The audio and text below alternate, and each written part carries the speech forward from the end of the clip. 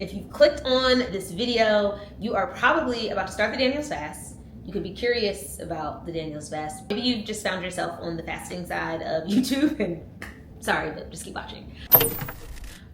What we are about to say could potentially change your perspective on fasting as a whole. It is not just about food. It is about finding faith.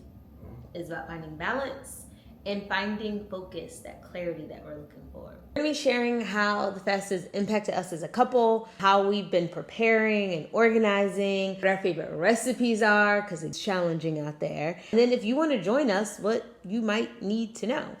But before we go, we're new to YouTube. Please subscribe if you enjoy this, if you like this. Even if you don't, but you just want to encourage us to keep going, continue to get better. Thank you for the encouragement. Smash the like button. Okay, let's just get into this. Let's start with understanding what the difference between fasting is and the Daniel's fast. So traditionally when you fast, you are abstaining or not partaking in something. When it's usually done for religious reasons, we're Christians, so it usually means like not having any food for a specific set period of time, whether it's midnight to midnight or 5 to 6 p.m. Usually the only thing that is kind of open to you is water. So the Daniel's fast differs in terms of you are allowed to have food. The Daniel's fast is biblical, it comes from the book of Daniel. If you want to go take a look, King Nebuchadnezzar at the time made a decree that the people, the fighters in the land needed to eat a specific diet. Daniel was this great, wise, strong man, him and his homies, and he was like, what the king wants us to eat is not a part of my values. And this is the thing that the Lord told us that we're not supposed to have, which were the meats and dairies and cheeses. He said, hey, if you give me 10 days, I'm gonna eat what I'm supposed to eat, and all the other homies can eat what they eat,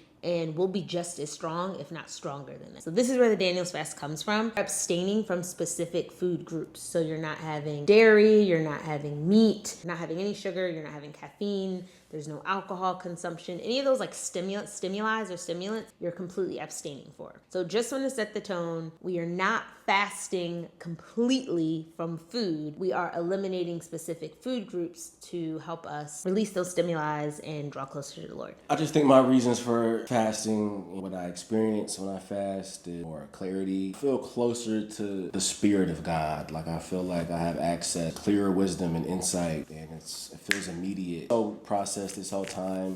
This window of fasting definitely resets my relationship with certain foods, our relationship to my daily routines, these 21 days, if not this first quarter of the year, it's really being focused and anchored and honed in. So be more consistent with my devotional in the morning and my quiet time. And I've been doing it for a few years now, and so I love to look back at where I was at this particular time last year. So it's always a humbling and a gratitude moment to see just what the Lord has done. Sometimes we feel like, bruh, like it feels like he's moving in slow motion, and you're praying and you're petitioning for certain things and you don't actually see it happen. Then when you look at it in its entirety in a full like 360, the whole year, you're like, oh wow, these are all the things. So I love looking at that, seeing how emotionally I've changed, physically I've changed, my disposition, even my relationship with the Lord is. But my goal is always every year is to grow closer to God, have a better relationship, be able to like hear him clearer and be able to respond quicker. So it's not like, I think I heard you, maybe kinda, or not be in those seasons where I'm like, is the Lord even speaking? Like I strive to just like when he say go left, I'm like, that's what we doing. I'm not all the way there yet, but clearly like that's why we're fasting and petitioning and praying for that. It helps us grow stronger as a couple. For me, I really enjoy that. Like we normally will pray and do our like morning routines, but we're doing like the same devotional during this time. We have more conversations about like, what do you think the Lord's saying to you? Because we're both intentionally and intently seeking him during this time. So I think it draws us closer together. And it's cool to see like what the Lord is speaking, both of us, and then we get to like share that. And sometimes there's confirmation. Sometimes there's something that the Lord might have shared with me, and then in us just like talking and having conversation, like you'll say something that was the Lord confirming something or showing me, something about us. And what about you? For us growing closer? yeah, I mean, I feel like it feels like there's a recalibration emotionally. So I don't know if I can really put exact language to it, but yeah, I mean, there's an adjusting. Things can build up on you from the outside the relationship that is more than possible to carry it into the relationship. So I think this time is a recalibration individually, but then as part of a unit, I do feel like we fall in place more easy. Day to day, it feels easier. I mean, we have a pretty peaceful relationship, so it doesn't feel like there's like more peace necessarily, but yeah, things just seem clearer. Like, Yeah. I think we're on the same page, we're on the same wavelength. Like Yeah.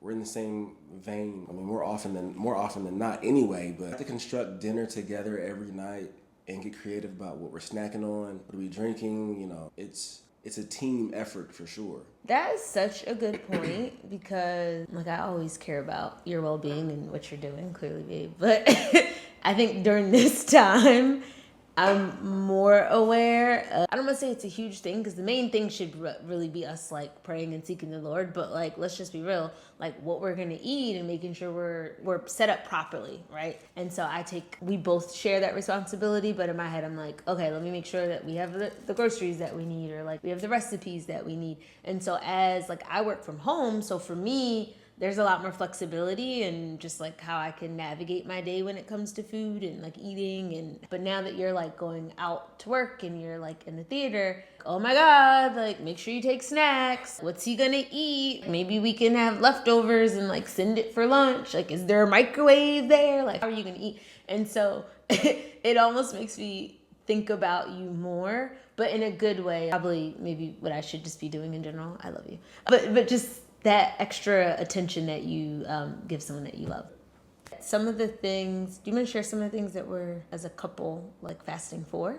It's the same thing. I mean, self-control, discipline, and just getting clear about direction and from God. Discernment, praying for discernment, and fasting to be able to break certain ties to things, habits, substances, and really contemplate and investigate what's the relationship there to these things. Not just food. I mean, it could be anything. Always fast for more clear discernment and direction and just idea of which steps to take specifically. Like, let me know, because I'm going in this direction, so let me know if this step is good, let me know, and if I need to like veer this way, let me know.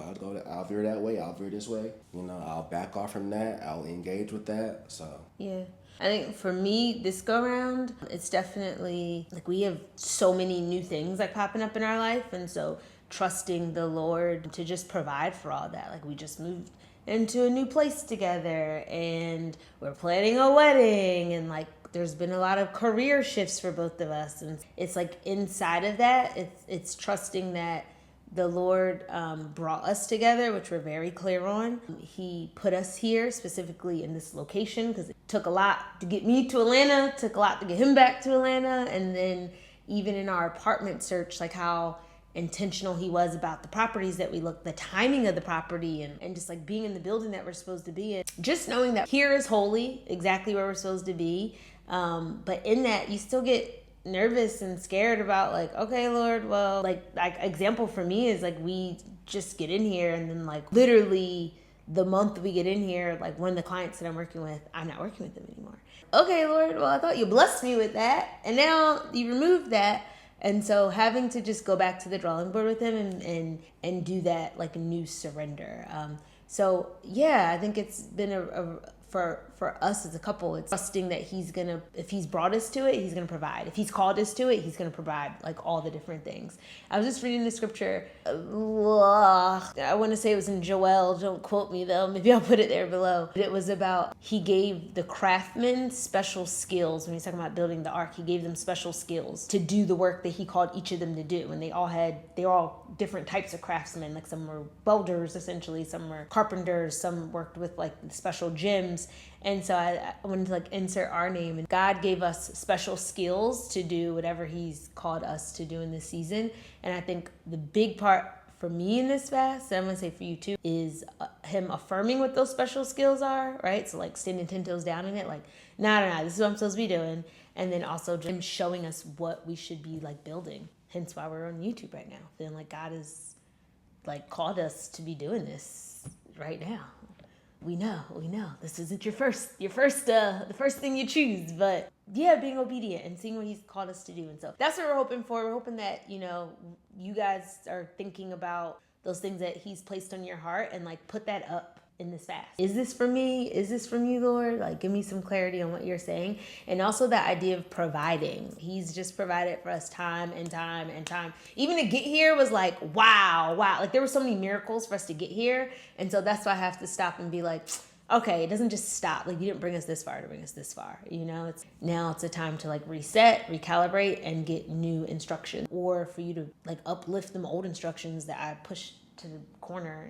Because you never know. I mean, there's a scripture in the Bible too where Jesus encounters the possessed person with the spirit, the evil spirit, demonic spirit, and the disciples tried to exorcise the spirit, but they weren't able to. And so when Jesus did, they asked him, why, how come we couldn't and you could? And he said, well, this kind requires fasting, if I'm not mistaken. So I think there's something can about, only be called out by fasting and praying. Yeah, I think there's something about the detachment of certain things that fasting enables. That might not even be connected with food or hunger or nothing like that. Yeah. It could seem unrelated, but they'll ultimately have been tethered. And I think when you adjust your relationship to what you're putting in your body, then life starts to adjust in that way too. That's good, babe. That's good. Because it's what it just made me think of is that fasting just helps magnify the idols in your life. So it's like the food or even the stimulants, whether it's because our food in America is trash. Like, it's chock full of like so many different things, and so you develop these habits and you don't even know you're addicted to sugar. You don't know you're addicted to caffeine. You don't know you're addicted to like the soda or even the energy drinks that you think are not that bad and they're actually not great for you. You don't realize that you're addicted until you do this fast. And so maybe for some people it's not food. Like for me, I've been doing it for so long that food isn't necessarily like thing that is gonna challenge me. So when I do these fasts, I still do the food because who knows? Like I said, coffee can still, withdrawing from it or not having it can still give me headaches at times. And it's a note to self like, oh, you've been consuming too much. Like, this is something that technically you're enslaved to. Anything that you feel like you need or has got you like that, like you're enslaved to it. We be enslaved to the sugar, y'all. Oh my God, I'm feeling like, God, let me get a cup of coffee or let me have this soda or let me like have this candy bar, this chocolate. And really it's something else that the Lord's trying to like show us. Like, no, this is what's been bothering her. Like, this is what's the real issue is, but we pacifying ourselves with these things. One of the biggest things on the fast that stood out to me a couple years ago was I had a very like high stress job at the time. At the end of the day, especially on like Friday night, but any day, honestly, the things that I would love to do, I would love to get a pack of Nestle Tall House cookies, the break and bakes, because I didn't really cook, but it made me feel like I was cooking like a home cooked meal, mad good. I would love a bottle of red wine, and then I would always like the desire, even if I was like celibate, the desire to have sex would be there. Like, I just want a glass of wine, I want some like warm cookies, and I just want to have sex. And like during the fasting, and like normally I wouldn't think that anything was wrong with that. And then during the fasting is when the Lord was like, when you get stressed, this is what you realize, this is like a pattern, like this is a habit. And it was just like, oh my gosh, like that's crazy. And it seems so small and insignificant, but your breakthrough could be held up in that red wine, that chocolate chip cookie, and something you probably wasn't supposed to be doing anyway. So for us, this is day 4 of the fast. What would you say, babe, has been some struggles and some wins for this fast? Or if you want to reflect back on other ones too. I would say some struggles probably are just being caught off guard by things. Some of my like ginger drinks that I get from Whole Foods or Trader Joe's that have added sugar. Not a lot, but oh, they're like fake healthy. Not the fake healthy, the healthy ones. But because it's like ginger and turmeric, they adding a little something in there. Yeah. And so that's what and even like I picked up a mint today. I just happened to be like in the office and I was like, grab the Lifesaver because I wanted a mint. Didn't even think about what was in it. I know, you came in and dropped them on the table and I was like, you had mint? Yeah, I didn't even think about it because I'm like, it's not candy. In my mind, I don't know. It's like mouth deodorant. But yeah, things are, this fast feels different. I feel this is our first fast living together. our first fast in our new place. So Yeah. before we were trying to make do with what we had, and that was a challenge in and of itself.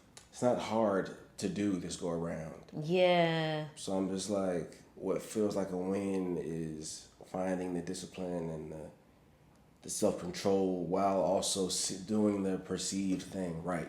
We're early on, so there's still space for whoever knows what could happen. I almost say it's like I'm working towards living a fasted life. So these fasts are like great resets. They shouldn't be as, especially the food wise, it shouldn't be as hard because you're constantly kind of like evaluating to make sure that you're spiritually in tuned and you don't have things that have a hold of you. You don't have idols. You don't have things that have you enslaved. Like you're always evaluating. Like, this got me. Okay, I'm getting a little too comfortable with like this habit, this thing that was occasionally becoming a habit now. Like, so I think that's kind of like the journey that I'm on. But what I have done is I think we slacked off. I won't speak for you. I'll say I've slacked off with my physical fitness over the holidays. And a part of this 21 days is me moving my body more, getting up early. Like my mom would be like, early in the morning shall I seek thee. Like, why are you in the bed praying? Get off the bed. Like, you need to be alert when you pray. And like, why are you doing it so late? Like, get up early. I'm like, girl, I'm praying. Leave me alone. Like, am I not just doing it? But that mindset of, no, set your alarm, get up earlier, pray, journal, meditate, and then take yourself to the gym. And you can do all that before you start your workday. Like my workday traditionally will start like 10. So it's like before that, you can accomplish all of that. You can have mental clarity, physical clarity, and spiritual clarity, and some like attunement. And you can do that. It's possible. It's not impossible, but you just have to like sacrifice. And that sacrifice is like going to bed earlier. So I think the things I'm learning now are, it's not so much focused around the food. I think I've gotten a decent mastery. I don't want to use that word actually. I've gotten a good grip on like how to navigate fasting for the Daniel's fast food wise. So it's like other things that I'm trying to be more mindful of or intentional of, because he uses it all. And like I said, the whole point of this for the Lord to blow your mind by downloading to you or showing you a vision. It could be a dream. It could be a message that like, be open to getting signs from everywhere and from anybody. I think the Lord will confirm it and you'll know that it's not just a person speaking to you. It'll feel like, okay, no, the Lord sent this person. But the goal is that you do these things and you develop these spiritual disciplines with the food, with the like meditating, journaling, being intentional with that, write down what the Lord says so that you are clear. So when these subtle signs, because the Lord isn't banging on the door, right? He's not sending crazy things to like get it to us, like get it. He will if he needs to, but it's a soft voice. Like he stands there waiting for us to invite him. And so with that, it's like we got to get quiet enough, silent enough, or be like clear enough to hear and sense what that is. Because if not, then we're just doing a diet, which is cool if you just want to do the diet, but like then it's not a spiritual fast, and don't expect the Lord to move. I experienced that too. So it's not always like a vision or a map or something like, but it's like Yeah. sometimes it's just like, oh, I'm here. Yeah. Things are fine. Yeah. Things are good. And then you can kind of reassess where you are. I think those are where I have my best ideas, when I get the most clarity about something I may have been thinking about. It'll just come to me in a random moment. But that comes from like coming back to myself. Yeah. And that could be a whole nother video about the ways in which you and I hear the Lord, because I think that's a really good one. Like there's like songs is a way that like the Lord will literally confirm something through a song. And it's like you can hear the same song, but when you hear it, from a specific way, it's like, nah.